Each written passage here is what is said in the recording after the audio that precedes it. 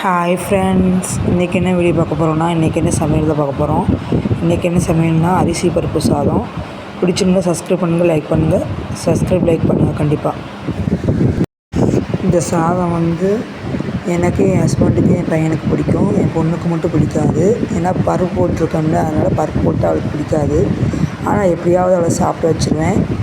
வேண்டாம் சொல்லுவாள், எப்படியாவது ஊட்டி விட்டுருவேன்.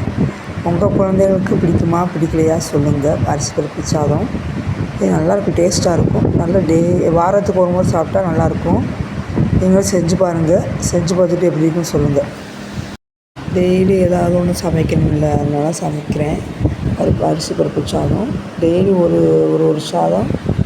அரிசி பருப்பு சாதம், லெமன் சாதம், உருளைக்கிழங்கு சாதம், இப்படி வெங்காய சாதம், அப்புறம் வெண்டைக்காய் சாதம், பிரியாணி ஐட்டம், இப்போ ஒன்று ஒன்றா சமைச்சு இந்த வாரம் லீவில் ஞாயிற்றுக்கிழமை எல்லோரும் ஃபிஷ்ஷு, சிக்கன் சமைப்பாங்க. நாங்கள் வெரைட்டி ரைஸ் சமைப்போம். பிரியாணி, வெரைட்டி ரைஸ் சமைப்போம்.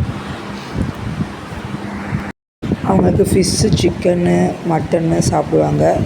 என் மாப்பிள்ளை சாப்பிடுவாங்க, என் பையனும் சாப்பிடுவான்.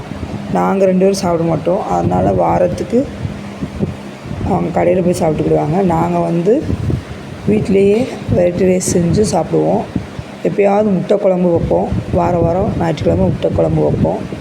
பாப்பா அதுவும் சாப்பிட மாட்டா. ஆனால் எப்படியாவது அந்த முட்டையை மட்டும் எப்படியாவது சாப்பிட வச்சுருவேன். அழுவா, சாப்பிட மாட்டேன்னு அழுவா. ஆனால் கண்டிப்பாக சாப்பிட்டு தான் ஆகணும், அப்போ தான் உடம்பு நல்லாயிருக்கும்னு சொன்னோன்னே அழுதுகிட்டே சாப்பிடுவா. அப்படியே சாப்பிட வச்சுருவேன். உங்கள் வீட்டில் எப்படி இருந்தாங்கன்னா சொல்லுங்கள். சப்ஸ்கிரைப்